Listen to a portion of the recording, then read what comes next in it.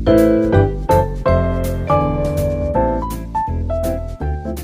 teman-teman, selamat datang lagi di Berbagi Cerita.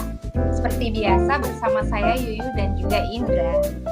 Halo, hari ini kita akan mendengarkan cerita tentang perjalanan musical journey dari seorang teman kita. Kita panggil dia ya. Halo Dani. Halo Indra. Hai Dani. Halo Yuyu. Yuyu, Dani ini temanku. Kenalin, Yuyu ini temanku dan juga. Hai. Aku kenal sama Dani ini sudah hampir 30 tahun yang lalu. Kita bersekolah di SMA yang sama, di Muntilan, sekitar 30 kilo dari Jogja, deket-deket Candi Borobudur situ. Nah, kalau aku orang asli Muntilan, Dani ini dari Jakarta. Ya. Aku ingat waktu itu pas datang, Dani ini datang bawa keyboard. Dan ternyata setelahnya terbukti bahwa Dani ini memang suka banget dengan musik, suka banget dengan nyanyi dan kegiatan-kegiatan semacam itu. Nah, hari ini kita akan dengerin dari Dani, cerita Dani, tapi sebelumnya ya, Dani ini karena perannya sebagai suami dan sekaligus pendamping dari seorang diplomat handal, jadi dia kerjaannya harus pindah-pindah dari satu tempat ke tempat yang lain. Jadi antara mana Bintaro gitu. Jadi setiap beberapa tahun sekali itu bolak-balik gitu. Nanti kita dengerin juga cerita Dani bagaimana role-nya itu akan berpengaruh terhadap karir bermusiknya dia, karir bernyanyinya dia, gitu ya. Gitu ya Dani ya? Ya. Oke, kita dengar cerita dari Dani. Oke Dan, tadi aku udah ceritain di awal. Sekarang langsung aja Dani cerita gimana sih sebenarnya pengalaman bermusik Dani, pengalaman Dani soal musik dan soal nyanyi dari sejak Dani kecil sampai sekarang. Silakan Dan. Ya, oke Indra, thank you. Pertama saya makasih ya udah diundang ke acara kalian nih, luar biasa sekali. Tentang bermusik, kebetulan memang saya bersyukur saya terlahir di keluarga yang memang senang musik ya. Kebetulan ayah saya seorang konduktor kor gereja, sering latih, dan saya memang terbiasa ikut latihan beliau ya. Jadinya memang mungkin saya hidup berkembang ya bersama dengan musik, terutama musik gereja memang awalnya dari situ. Cuma memang kemudian yaitu tadi bahkan itu tadi yang Indra cerita saya bahkan waktu dikirim ke Vanlit gitu saya bilang saya butuh sesuatu karena itu kan pertama kali jauh dari orang tua ya. Pertama kali jauh itu kayak tempat ayah saya membekali dengan keyboard, itu kayak satu-satunya pelarian saya ketika saya istilahnya mungkin kangen rumah atau apapun ya, atau suntuk atau apapun gitu, bisa menghibur saya. Makanya itu saya bawa keyboard itu, dan ya puji Tuhan di Vanlit pun juga sebenarnya berkembang dari situ. Kemudian saya lihat ada piano, ingat gak Indra, kita dulu suka main-main piano itu ya di aula itu kan, tapi justru dari situ itu mulai benar-benar berkembangnya. Saya mulai belajar piano secara otodidak. Kemudian di kuliah juga di Atmajaya saya ikut paduan suara mahasiswa, pulang ke Jakarta kemudian saya ngelatih juga, nerusin orang tua ya, melayani di gereja, ngelatih paduan suara di sana sini di gereja saya sendiri. Bikin yang paduan suara yang anak muda dan segala macam kita bangun. Kemudian itu tadi saya kebetulan bertemu dengan istri saya sekarang, seorang diplomat, dan waktu itu sih kebetulan kami ditugaskan di Amerika karena kita pasangan diplomat itu nggak boleh kerja ya di negara yang tempat kami ditugaskan, dapat konflik of interest. Jadinya waktu itu saya pikir yaudah deh, saya ini deh belajar nyanyi yang benar gitu. Akhirnya saya bergurulah pada seorang penyanyi tenor di sana, dan disitulah saya benar-benar mulai ya kalau waktu di PSM sih saya juga udah belajar sedikit-sedikit, tapi di situ saya mulai benar-benar belajar teknik vokal gitu, punya perhatian gitu khusus ke teknik vokal, tekniknya, cara pendekatannya dan segala macam. Lumayan lama waktu itu 3 tahun. Waktu itu sih sebetulnya di kepala saya musik tetap selalu jadi hobi aja. Musik selalu jadi hobi aja karena ya udah, saya makanya kuliahnya juga bukan musik, kuliahnya saya ambil MBA, musik cuma hobi saja. Tapi ketika pulang kembali ke Jakarta, disitulah apa namanya, saya tiba-tiba kepingin kepingin nyobain gitu kan, mulai ngajar dan segala macam, dan disitulah saya mulai ngajar sekolah-sekolah, saya mulai ngajar privat. Karena saya pikir itu in and out-nya juga gampang ya, kalau misalnya kita harus in and out tiap 3 tahun Ramadan gitu, untuk bukan gampang sih, lebih manageable lah, lebih manageable ketimbang kerja kantoran gitu kan. Dan apa ya, saya bersyukur saya tergabung dalam paduan suara yang cukup yang sangat baik, Batavia Madrigal Singers, bersama konduktornya Bapak Afif Priyatna. Dari situ saya jadi punya banyak pengalaman, ikut kompetisi ke luar negeri, ke beberapa negara, banyak sekali sih. Dari situ sih mulai sampai akhirnya terus ya udah keterusan sampai sekarang. Nah, kemudian posting waktu di Amerika pun sebetulnya saya juga sudah mulai gitu ya, apa namanya, audisi sana sini. Saya bersyukur karena di sana memang ada banyak peluangnya. Jadi saya audisi untuk nyoba aja sih, dan puji Tuhan aku diterima jadi pemeran utama. Ada salah satu production, mereka bikin Pirates of Penzance. Mereka lagi cari karakter utama buat cowok gitu, kemudian dan saya dapat gitu. Di situ saya juga belajar lah berinteraksi. Jadi memang apa namanya, akhirnya nggak cuma sekedar nyanyi, saya juga dapat pengalaman untuk apa namanya, acting, musical theater ya istilahnya ya. Saya cobain juga kor besar. Aduh, saya sampai bingung kalau mau disebut kita dari mana aja nih yang mesti saya sebut nih. Tapi bersyukur karena pengalaman itu ya itu yang membangun saya jadi dapat belajar banyak ya. Pulang dari Amerika, saya juga bersyukur juga dapat pengalaman diajak resital sama Nanda Sukarlan, kemudian apa namanya, ngajar sih, terus balik lagi gitu kan, ngajar, kemudian apa namanya, Jakarta Opera bikin berapa production, Abu Hasan dan segala macam, kerjasama dengan British International School. Terus kemudian saya ke Inggris. Di Inggris ternyata potensinya lebih gila lagi, banyak buka audisi ada sana sini, saya coba juga, saya dapat beberapa peran untuk apa di operetta ya, operetta, saya ambil opera course juga. Akhirnya keterusan yang tadinya musik sebagai hobi, akhirnya sekarang sih jadi mata pencaharian. Puji Tuhan sih. Iya. Yang di Amerika itu, aku nggak tahu sih, itu nggak tahu itu Broadway atau nggak, tapi pernah nyobain Broadway gitu nggak sih? Kalau untuk yang di Broadway-nya sendiri, apa namanya, belum. Waktu itu memang belum, karena waktu di Amerika itu memang saya lagi, waktu itu kan masih belajar ya, kita sih coba belum yang level itu, tapi memang selain yang level itu pun banyak yang apa namanya, production lain, itu yang bisa jadi wadah buat saya nyoba di sana gitu kan. Dan waktu itu saya bersama organisasinya Capital Hill Arts Workshop, mereka setiap tahun bikin 2 production, dan waktu itu saya ikut beberapa production yang audisi. Nah, gitu. Dan jadi Yuyu, aku tuh kan kenal Dani udah lama ya. Terus aku juga denger dia nyanyi udah lama gitu. Zaman SMA denger, zaman kuliah juga denger. Aku tuh pernah nemenin Dani, dia waktu itu ikut lomba nyanyi pop gitu di Jogja gitu ya, pernah.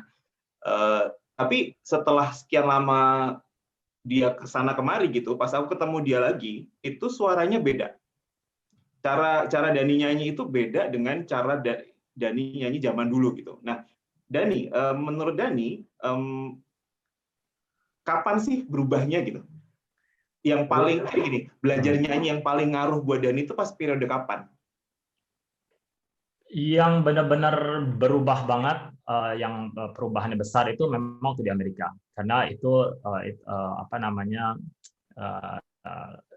ya itu benar-benar dari benar-benar nyanyi nggak pakai teknik, pokoknya nyanyi aja gitu kan, atau pakai teknik tapi minim gitu. Jadi sampai benar-benar saya benar-benar harus ngerasain apa namanya, melihat tubuh ini sebagai instrumen gitu loh. Jadi apa namanya, menyadari body awareness gitu kan, cara kerjanya gimana, dan saya ngontrolnya gimana, dan apa namanya, itu tuh baru di Amerika itu gitu. Memang belum, dari situ masih berkembang lagi, karena kemudian saya balik lagi ke Jakarta, masih lanjut dengan apa namanya guru-guru yang di Jakarta, dengan Koakis, kemudian apa namanya ke London pun saya juga masih belajar lagi, Dominic Natali gitu, saya masih terus tapi memang kalau ditanya yang dan itu terus nambah ya istilahnya ya skillnya. Tapi kalau yang paling jelek gitu bedanya memang waktu di Amerika itu paling lama juga belajarnya 3 tahun. 3 tahun. Oke. Jadi memang benar ya. Jadi orang itu nyanyi itu benar-benar bisa dipelajari dan ya. Maksudnya kan siapa? Harvey Maliholo itu dia dari lahir ceprot mungkin suaranya udah merdu kan mungkin ya. Atau almarhum Glenn Fredly gitu kan. Dia udah ngomong aja merdu gitu. Tapi kalau menurut saya itu Dhani ini contoh yang baik sekali untuk mengatakan bahwa orang itu bisa meningkatkan kemampuan menyanyinya gitu. Asal dia mau belajar gitu nggak Dan? Setuju banget. Itu setuju banget. Karena kalau kadang orang boleh dibilang ya, saya pun merasa, to be frank, saya tuh merasa saya tuh kalau dibilang bakat nyanyi ya, maksudnya suaranya saya gitu, itu tuh sebenarnya tuh boleh dibilang quote-unquote yang kurang berbakat gitu loh. Maksudnya bukan tipikal suara yang merdu gitu kan, bukan dari ceprotnya gitu. Tapi kemudian itu bisa dimaksimalkan menjadi lumayan lah gitu atau bagus lah gitu kan. Itu tuh memang dengan teknik gitu dan itu memang bisa dipelajari. Jadi sama aja dan karena nyanyi itu tuh sebenarnya aktivitas fisik. Itu bisa dia dilatih, itu ada tekniknya, itu bisa distimulasi, istilahnya distimulasi karena beberapa muskularnya tuh ada yang istilahnya bawah sadar ya, bukan yang bisa dikontrol secara ini, tapi jadi kita harus stimulasi gitu supaya ntar bisa gitu. Sama orang kayak olahraga juga kurang lebih ada drillnya juga tekniknya. Ya bersyukur karena dapat kesempatan buat belajar dan karena saya sih mikirnya pokoknya bahkan sampai sekarang pun saya masih belajar gitu. Saya kayak istilahnya mikirnya jangan berhenti belajar lah. Maksudnya even nggak pernah berpuas diri. Saya juga belum sampai level yang super profesional banget penyanyi opera di opera house ini dan opera sana belum. Dan justru itu makanya saya selalu berusaha meningkatkan diri karena sekarang saya ngajar juga itu sebagai salah satu tanggung jawab profesional saya juga untuk keep it up gitu, bahkan meningkatkan. Saya sampai sekarang pun masih hire guru seorang untuk yang dengerin saya dan untuk selalu kasih feedback dan untuk menjaga quality saya itu bahkan masih terus gitu.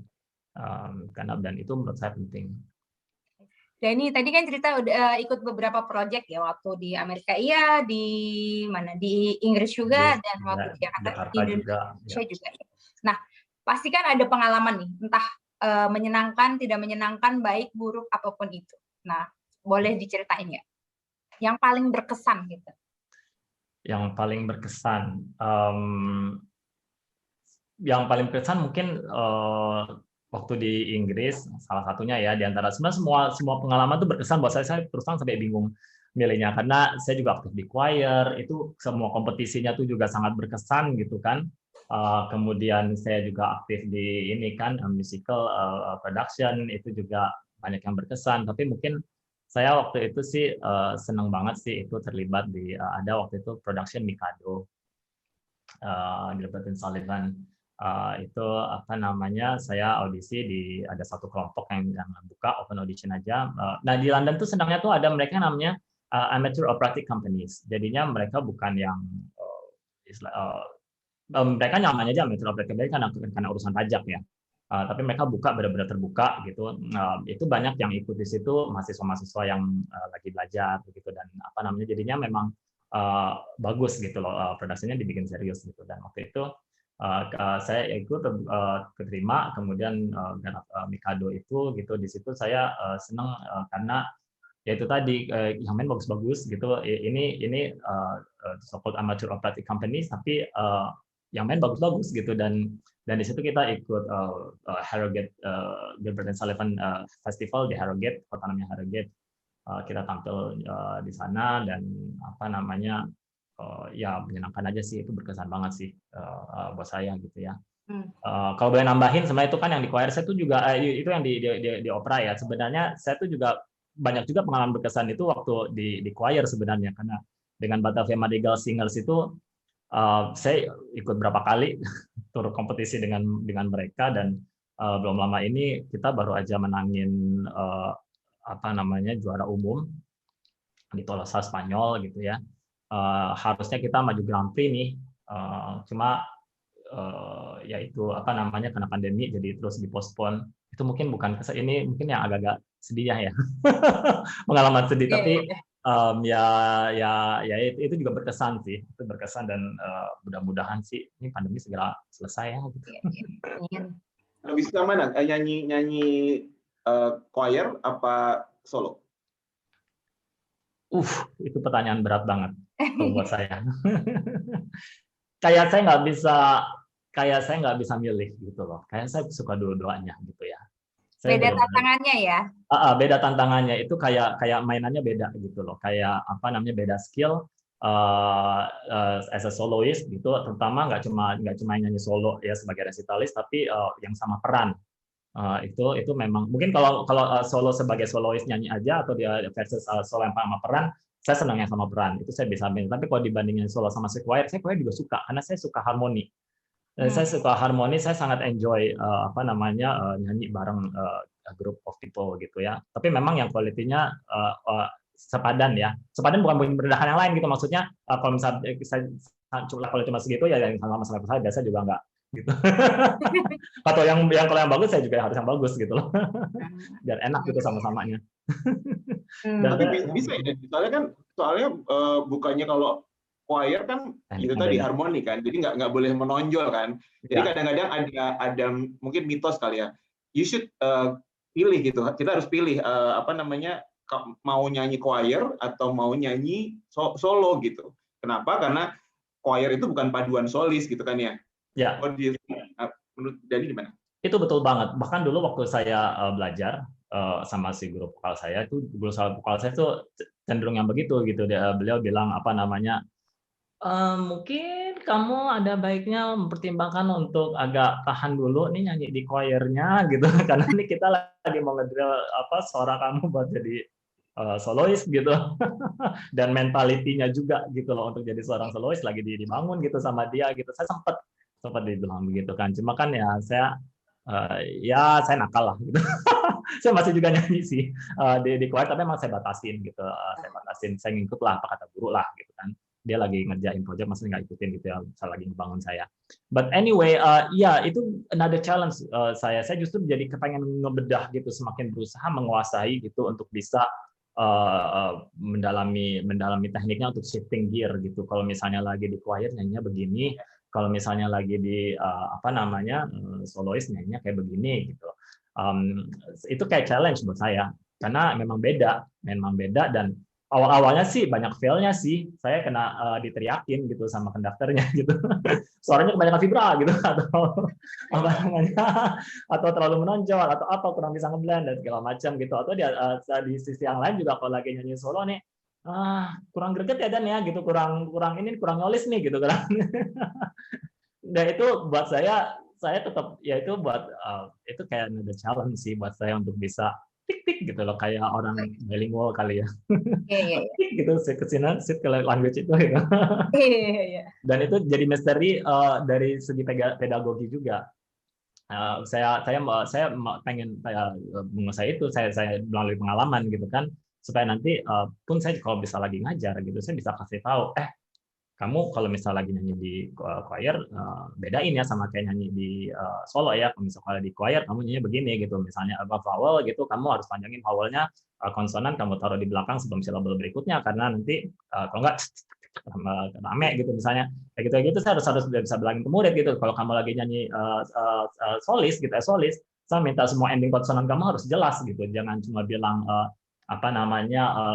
skies, I see sky so blue, yang endingnya konsonan, misalnya don't, itu yang paling sering murid saya itu bilang don't. Saya selalu minta that T has to comes out, don't.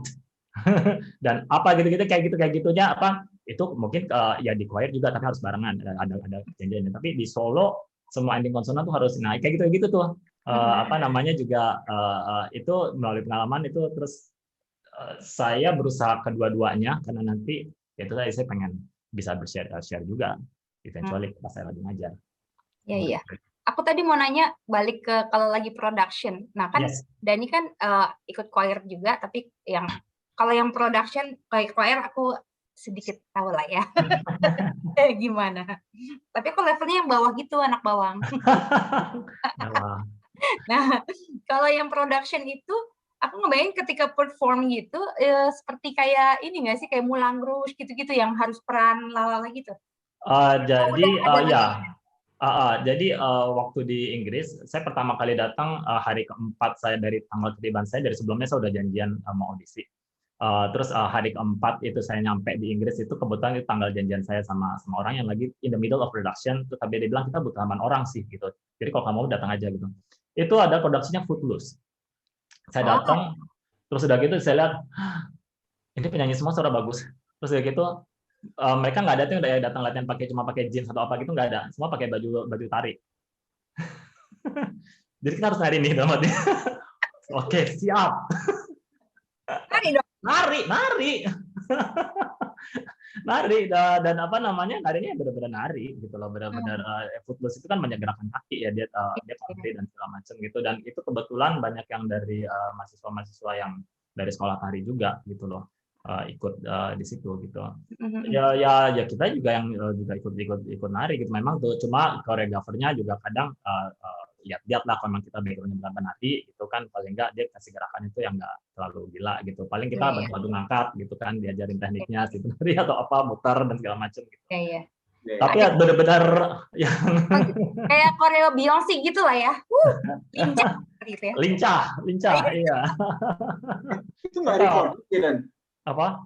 Nggak di record ya? Itu live ya, live nyanyi ya? Iya, live nyanyi. Musiknya pun juga live nyanyi. Jadinya kalau lagi kita latihan, ada sesi latihan, setiap kali latihan kita ada conductor dan pianis. Jadi si conductornya selalu hadir setiap latihan karena itu ngebiasain kita untuk apa namanya, ngelihat tangan conductor setiap latihan, dan di pianis. Jadi bukan direkam gitu ya latihannya, dia si conductornya ada gitu, dia kasih. Si sutradara juga ada tentunya kan. Jadi ini kayak sisi acting dan sisi musik itu sangat benar-benar di situ saya belajar sih jadinya gitu, betapa pentingnya itu gitu. Karena otherwise kalau enggak nanti kalau cuma kayak misalnya kita belajarnya cuma sama si sutradara teaternya aja gitu ya, nggak ditungguin sama konductornya, cuma pakai rekaman gitu misalnya, beda nanti di panggung itu akan kejar-kejaran pas JR. Karena belum terbiasa buat ngelihat batonnya si konduktor. Aku jadi mau nanya lagi, kan kalau ikutan production, yang pertama you need to sing, you need to act, you need to dance. Yes. Nah, terus itu kan kalau misalnya yang aku nggak lihat, belum pernah lihat langsung ya, kayak lihat di YouTube gitu ya. Dia kan kayak bukan lagu umum lagu-lagunya, tapi they create the script, they create the lyrics based on the production, maunya judul apa, misalnya Footloose tadi. Nah, berarti ada PR1 adalah ngapalin lirik sambil nyanyi. Iya nggak sih? Aduh, mohon maaf Pak, saya segitu. Tapi don't worry, karena memang apa namanya itu bertahap lah ya. Mereka akan schedule bertahap. Eventually we'll get it lah. Nggak yang semenakutkan gimana urusan ngapalin. Tapi memang akan menghafal gitu, dan mungkin hafalannya banyak tergantung perannya di mana gitu kan. Bisa jadi banyak gitu. Dan itu kalau itu tentang itu saya ada cerita menarik itu. Saya merasa senang banget waktu itu adalah waktu di Amerika. Waktu itu yang si Pirates of Penzance itu mereka bantu gitu loh. Saya senang banget. Jadi saya selalu ada hari sit in gitu dengan salah satu dari mereka, bantu untuk pronunciation sesuai yang mereka minta gitu. To have it as close as possible gitu. Saya memang sama guru vokal saya waktu itu, dia juga banyak berusaha benerin gitu apa namanya pengucapan bahasa Inggris saya. Karena kan even yang dari hal yang simple banget, kayak saya kan dulu kan kalau ngomong iron gitu selalu bilangnya iron gitu kan. Kayak gitu dibenerin gitu apa namanya, terus iron gitu, like I earn money gitu segala macam gitu. Saya jadi kayak aduh seneng ya nih konsep les vokal tapi juga kayak les bahasa Inggris gitu.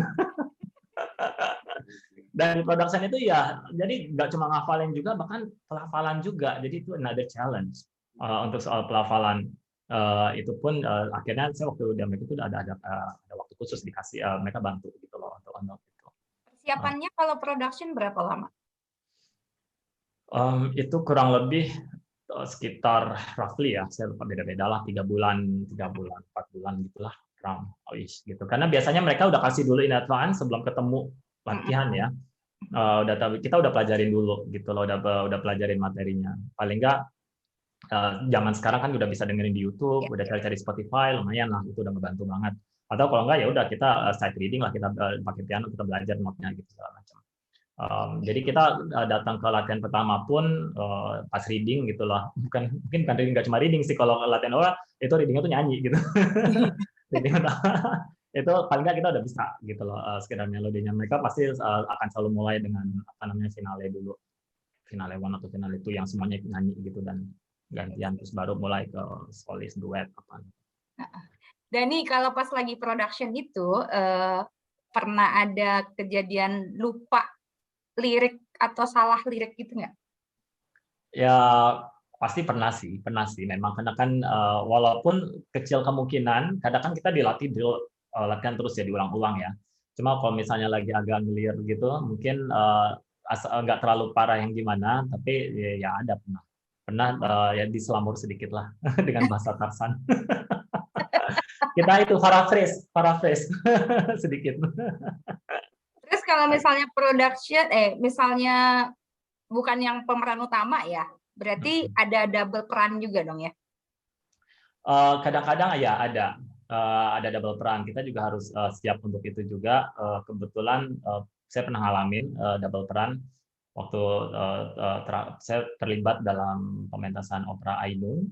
Di situ saya berperan sebagai dokter, tapi juga sebagai salah satu teman-temannya, geng gerombolan teman-temannya Habibie, atau mahasiswa lah, geng mahasiswa waktu itu. Dan ya udah, jadinya kita harus bisa switch ya, switch peran, dan harus cepat, kayak misalnya ganti kostumnya dan apa segala macam. Menarik sih, itu menarik banget, itu berkesan juga waktu itu ikut bisa terlibat di sana. Dani bisa baca not balok? Bisa, itu apa bisanya juga kepaksa. Terpaksa. Nggak boleh nggak bisa ya? Iya, itu waktu SMA belum bisa kan, Dan? Terakhir ketemu, maksudnya waktu kita lulus SMA sih belum bisa. Belum bisa kan? Lulus SMA belum bisa. Baru apa maksudnya ini aja lah, ngeraba-raba lah gitu lah, ngeraba-raba banget gitu ya. Tahu tapi belum lancar gitu loh. Tahu. Bisanya kapan, Dan? Bisanya kapan tuh? Bisanya itu waktu di Toilet Chorus. Jadi apa namanya, setelah lulus kuliah, setelah lulus pas waktu di kuliah tuh udah mulai sih, mulai kuliah tuh mulai, karena di PSM mulailah sedikit-sedikit gitu, tapi nggak yang sampai drill banget gitu. Mulai di Toilet Chorus itu setelah kuliah, saya gabung sama Toilet Chorus di MS, itu lumayan mulai. Tapi yang benar-benar nomor si tanpa ampun itu waktu terus gabung Batavia Madrigal Singers. Itu tuh yang itu nomor sih, saya bilang nomor sih karena benar-benar apa namanya, semuanya not balok gitu, terus lagunya kan very updated, very macam-macam gitu ya. Itu sih apa namanya, saya sempat waktu pertama kali latihan pertama tuh saya nggak bisa nyanyi gitu.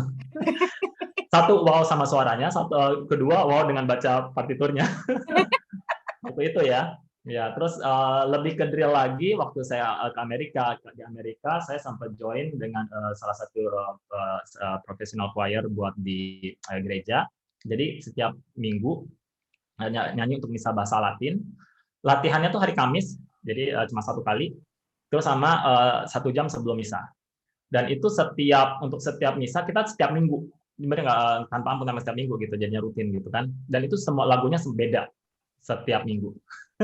Dan itu minggu untuk satu misa kan paling nggak berapa lagu ya, berapa belas lagu gitu, itu beda semua untuk setiap minggu gitu. Jadi kita latihan cuma sekali hari Kamis gitu.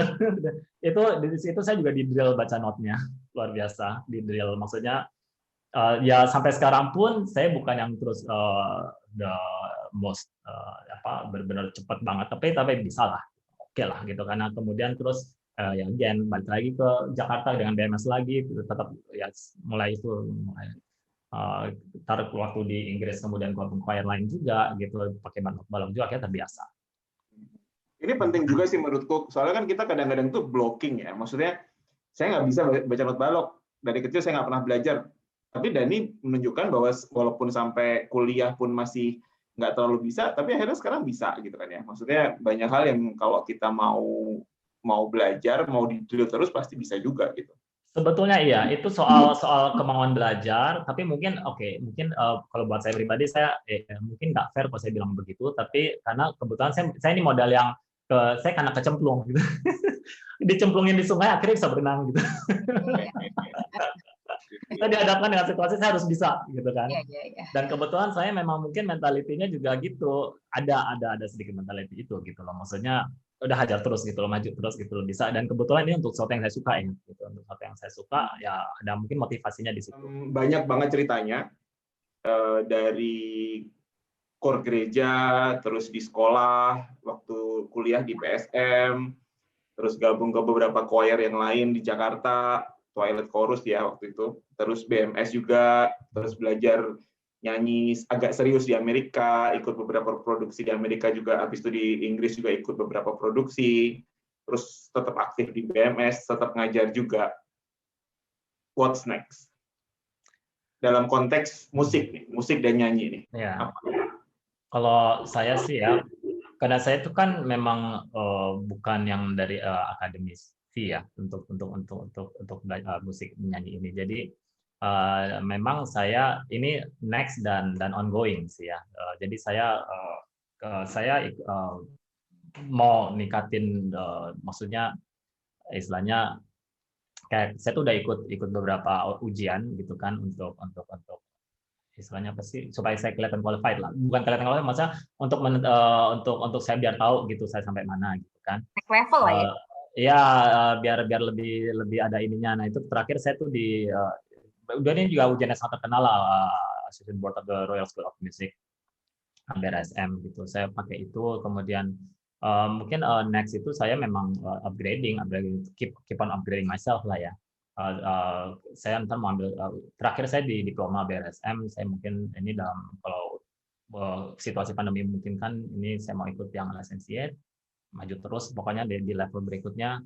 Tentunya saya juga ngembangin, karena kita penyanyi itu udah terkenal juga, penyanyi biasanya walaupun nggak selalu, tapi kebanyakan gitu, Wondoro udah teori musiknya gitu. Saya juga lagi ngambil ningkatin upgrading gitu untuk teori musik, biar nanti juga suatu saat saya juga komposisi dan segala macam itu juga jalan.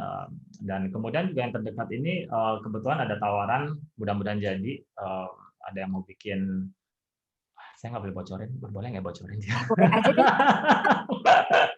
Apa namanya, diajakin untuk bantu ngajar, membuat musical theater academy, dan mudah-mudahan jalan. Ini semua juga masih kena postpone karena pandemi, bekerja sama dengan salah satu organisasi di New York, Amerika Serikat. Jadi mungkin kalau misalnya jalan jadi dalam waktu depan saya akan ada ikutin teacher training di New York, dan kemudian nanti terus balik ke sini kembali ke Jakarta mulai dengan program ngajarnya, mudah-mudahan lancar. Oke Dani, terima kasih sudah berbagi cerita. Intinya adalah teman-teman jangan menyerah, kepercayaan diri. Kalau Dani tadi bilangnya apa ya? Hajar apa sih? Terus hajar ya, terus. Jangan pernah puas dengan diri sendiri. Keep upgrading yourself di situasi apapun, coba hadapin aja, dan istilahnya apa ya? Terima kasih dibantu.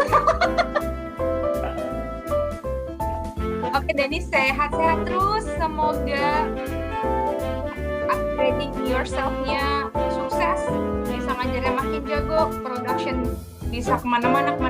Siapa tahu kita lihat Dani di film, kita nggak tahu lah ya. Amin. Hollywood, amin. Kan? Oke teman-teman, sampai sini dulu berbagi cerita. Kalian juga sehat-sehat, sampai jumpa lagi. Bye bye. Thank you Dan.